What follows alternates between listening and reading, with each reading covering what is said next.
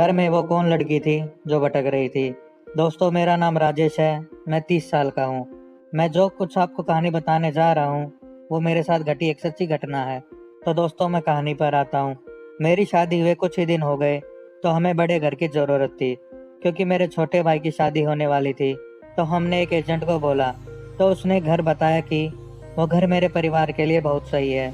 मुझे वो घर पसंद आ गया और मैंने जल्दबाजी में एडवांस भी दे दिया और हम सब उस घर में जल्दी ही शिफ्ट हो गए।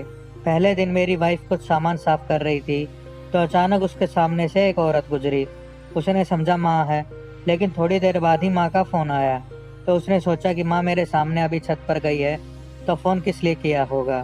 फिर उसने बिना फ़ोन उठाए छत पर चली गई और चेक करने लगी, तो वहाँ कोई भी नहीं था। फिर वो तुरंत नीचे आकर मम्मी को फ़ोन लगाती है कि आप तो ऊपर छत पर थे और आप कहाँ चले गए। तो मम्मी ने कहा कि मैं तो सुबह ही तुझे बिना बताए बाजार निकल गई थी। ये सब बातें सुनकर मेरी पत्नी सख्ते में आ गई और उसके हाथ कांपने लगे। शाम को जब मैं घर आया तो मुझे मेरी पत्नी ने सब कुछ बताया। तो मैंने कहा कि ये सिर्फ तुम्हारा वहम है। दूसरे दिन मम्मी रसोई में आलू साफ कर रही थी तो पीछे से किसी ने मम्मी के बालों को खींचा। तो जब मम्मी ने घूमकर देखा तो वहाँ पर कोई नहीं था। मम्मी भी पूरी तरह घबरा गई, लेकिन उन्होंने मुझे कुछ नहीं बताया।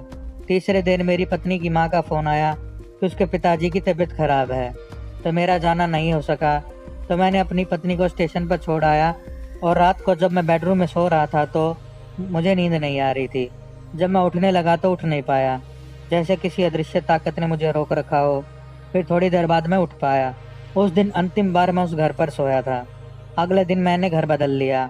आसपास के लोगों ने बताया कि इस घर में किसी दुल्हन ने आत्महत्या कर ली थी और कई लोगों ने रात में उसकी आहट घर एवं आसपास देख चुके हैं।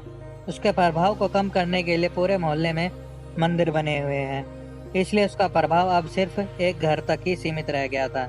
इस घटना ने मुझे और मेरे परिवार को गहरी चिंता में डाल दिया था। हमने तुरंत ही उस घर को छोड़कर नया घर ढूंढ लिया। हमारी नई जगह पर हमें आनंद और शांति मिली और अब हम सब खुशहाली से जी रहे हैं। तो दोस्तों, आपको यह कहानी कैसी लगी हमें कमेंट करके ज़रूर बताएं और वीडियो को लाइक करें और चैनल को सब्सक्राइब करना मत भूलिएगा। धन्यवाद।